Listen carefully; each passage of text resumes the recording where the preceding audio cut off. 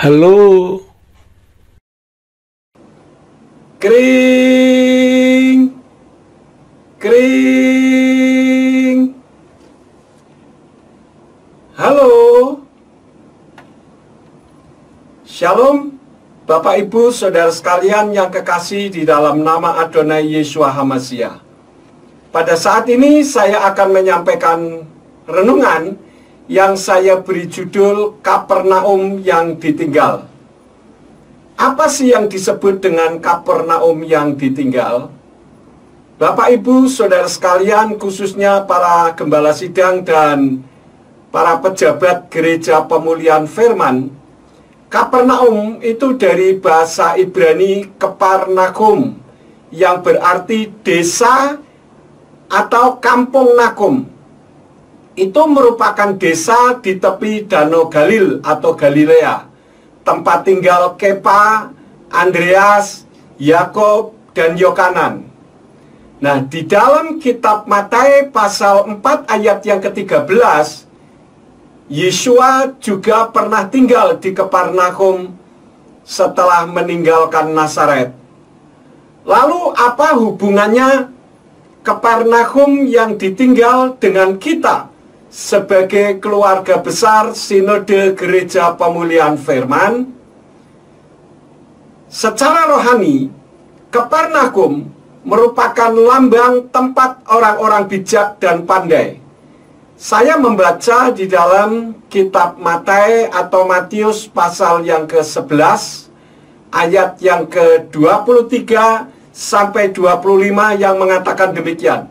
Dan engkau Keparnachum yang telah ditinggalkan sampai ke langit, engkau akan diturunkan sampai ke alam maut, sebab jika di Sodom telah terjadi mukjizat-mukjizat yang terjadi padamu, mereka akan tetap ada sampai hari ini. Akan tetapi aku berkata kepadamu, bahwa pada hari penghakiman, bagi negeri Sodom akan menjadi lebih ringan daripadamu. Pada waktu itu sambil menanggapi, Yeshua berkata, Aku mengaku kepadamu ya Bapa, Tuhan langit dan bumi, bahwa engkau telah menyembunyikan hal-hal ini dari orang bijak dan orang pandai, tetapi engkau menyingkapkannya kepada kanak-kanak. Nah, dari ayat-ayat ini, Bapak, Ibu, Saudara sekalian, para gembala sidang dan para pejabat di keluarga besar Sinode Gereja Pemulihan Firman, ini merupakan sinyal bagi orang-orang pilihan Elohim, yaitu orang bijak dan pandai, namun pada akhirnya mereka ditinggalkan Elohim. Nah, yang menjadi pertanyaannya adalah, siapakah mereka yang disebut orang bijak dan orang pandai? Tidak lain adalah para pemimpin Kristen, dan dalam pembicaraan kita saat ini adalah tidak lain kita, yaitu para gembala dan pejabat gereja pemulihan firman, secara khusus tentunya, karena sudah dianugerahi kemampuan untuk mengenal Bapa Sorgawi, yaitu Yahweh Elohim.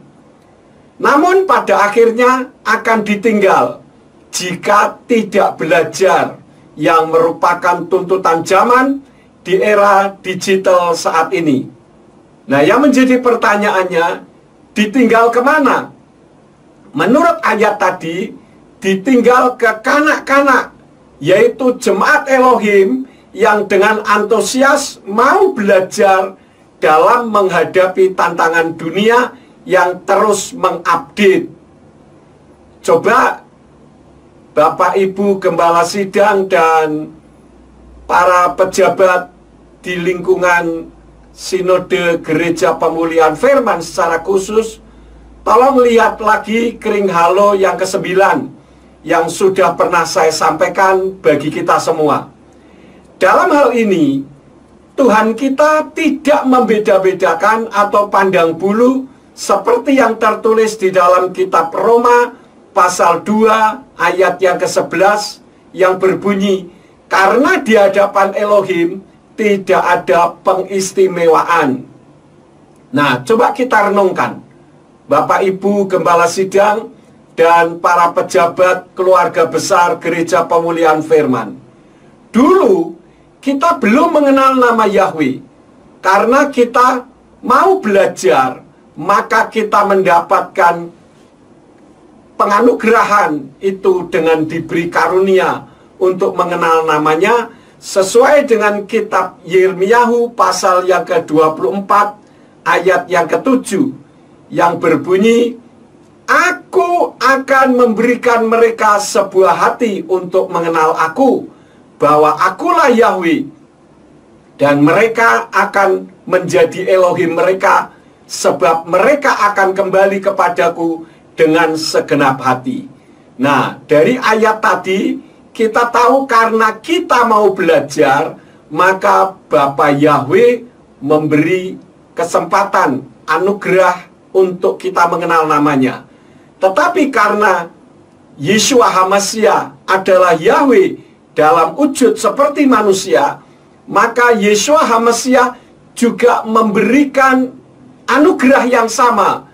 Nah, hal itu tertulis di dalam kitab Matius pasal yang ke-11 ayat yang ke-27 yang berbunyi, segala sesuatu sudah diserahkan kepadaku oleh Bapakku, dan tidak seorang pun mengenal putra sepenuhnya selain Bapa. Juga tidak seorang pun mengenal Bapa sepenuhnya selain putra, dan kepada siapa yang sekiranya putra itu kehendaki untuk menyingkapkannya. Nah, dari ayat ini kita bisa mengenal Bapa Yahweh karena Yeshua HaMashiach memberikan kesempatan untuk kita mengenal sepenuhnya. Artinya kita diberi anugerah bukan saja oleh Bapa Yahweh, tetapi juga oleh Yeshua HaMashiach. Karena Yeshua HaMashiach itu adalah Yahweh itu sendiri yang turun ke bumi dalam wujud seperti manusia. Nah, pertanyaan berikut adalah, kenapa kepada kita disingkapkan? Karena kita mau belajar. Coba kalau kita tidak mau belajar, kita akan sama dengan Krislam atau Kristullah yang menolak nama Bapa Sorgawi dan menyembah Allah atau Allah yang jelas-jelas tidak ada di dalam kitab suci yang benar. Nah, sekarang pertanyaannya, kalau kita tidak mau belajar pada saat itu, kita tetap tidak tahu apa-apa tentang nama Bapa. Dulu saya juga pernah menolak nama Bapa dengan keras. Tetapi setelah saya merenungkan dan saya berpikir, jangan-jangan ini satu kebenaran. Kalau saya menolak, jangan-jangan saya tidak akan diselamatkan, atau mungkin jemaat lebih pintar dari saya. Karena itu saya pelajari, dan ternyata ini satu kebenaran. Maka konsekuensinya saya tidak tinggal diam, dan saya harus memberitakan kebenaran ini. Nah, setelah kita mengenal kebenaran tentang nama Yahweh, kan kita dituntun oleh Bapa Yahweh Besem Yeshua HaMashiach Ruach HaKodesh untuk mengenal nama Sang Juru Selamat yang selama ini kita kenal dengan Yesus Kristus. Akhirnya kita kenal siapa itu Yeshua HaMashiach, bukan Yahshua. Kalau Yahshua itu Yahweh-Shua, itu adalah dua kata yang berarti Yahweh menyelamatkan. Dan itu bukan nama. Namanya yang tertulis di dalam kitab suci Brit Kadasa dan Aramaik Pesita, semuanya ditulis dengan huruf Ibrani Yod, Sin, Waw, Ayin. Dan Yod, Sin, Waw, Ayin tidak pernah bisa dibaca Yahshua. Membacanya adalah Yeshua. Nah, kita sudah mengenal nama Bapa Yahweh, mengenal Yeshua HaMashiach. Lalu Ruach HaKodesh menuntun lagi untuk kita mengenal 7 hari raya dan seterusnya. Jadi Bapak Ibu Gembala Sidang dan para pejabat Gereja Pemulihan Firman, Tuhan tidak cuma menuntun kita untuk hal-hal rohani saja, melainkan juga pengetahuan sekuler, seperti dunia teknologi untuk menghadapi perkembangan dunia. Yang jadi masalahnya adalah, nah ini kembali, kita mau belajar atau tidak. Saya juga tadinya tidak mengerti dunia teknologi, karena saya tidak pernah sekolah komputer. Tetapi saya mau belajar. Pada saat itu saya tanya kepada anak saya, Lea Sulistyo, yang sekarang tinggal di Amerika. Saya tanya, tolong dong, Dedi diajarin bagaimana cara membuat YouTube. Kemudian anak saya memberi pelajaran kepada saya dasar-dasarnya.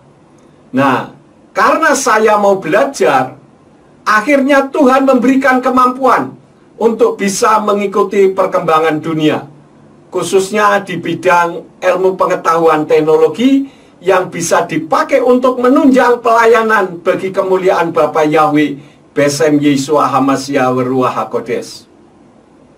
Contoh, kalau bapak-bapak gembala sidang dan ibu-ibu gembala sidang serta para pejabat gembala sidang yang ada di keluarga besar Gereja Pemulihan Firman melihat website sinode kita, itu saya belajar secara autodidak, minta pimpinan dan bimbingan Ruach HaKodes untuk memberi kemampuan.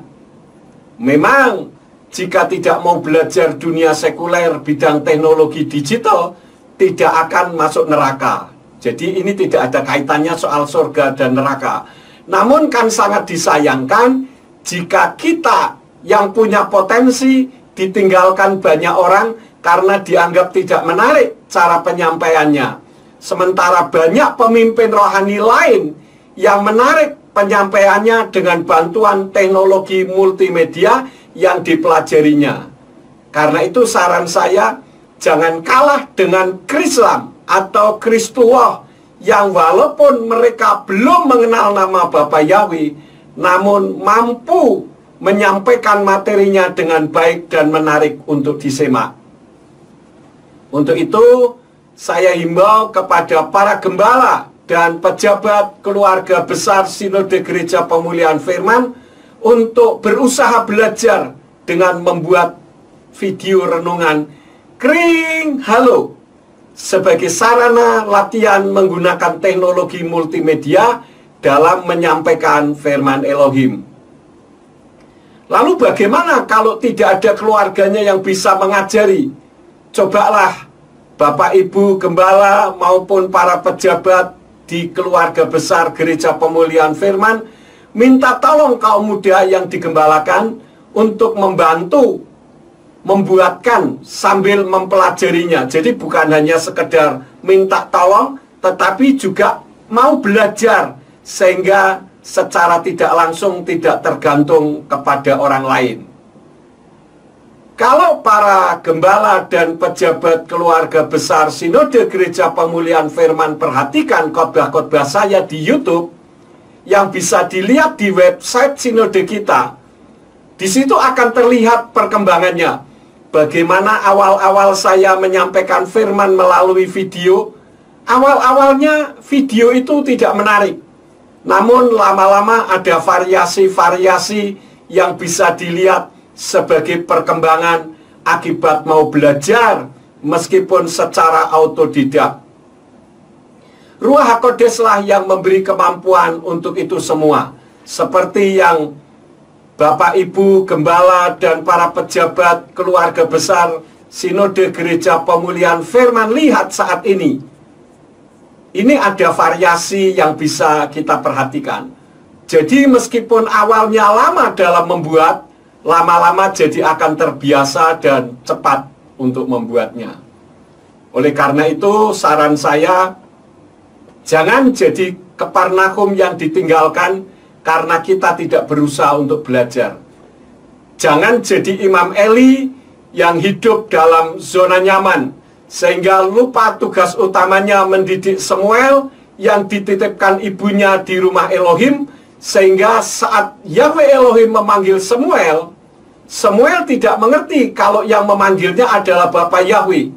Karena Imam Eli tidak pernah mengajarkan bagaimana Yahweh berfirman dan bagaimana cara meresponinya. Ayo, belajar membuat kering halo ya. Jadi kering halo sebagai sarana latihan mengikuti perkembangan dunia teknologi multimedia. Bapak Ibu Gembala Sidang dan para pejabat Gereja Pemulihan Firman, jangan menyerah sebelum berperang. Jadi bagi yang belum membuat kering halo, ayo membuat kering halo. Dan bagi yang sudah membuat, ayo bikin lagi untuk berbagi berkat firman Tuhan terhadap sesama keluarga besar Gereja Pemulihan Firman. Saya berharap melalui kering halo bisa terus berlanjut sebagai sarana komunikasi bagi kita. Terima kasih telah memperhatikan renungan pada saat ini. Kiranya renungan ini akan memacu kita untuk maju di dalam memberitakan nama Bapa Yahweh melalui multimedia. Terima kasih Bapa Yahweh Besem Yesua Hamasya Ruach HaKodes memberkati kita semua. Amin.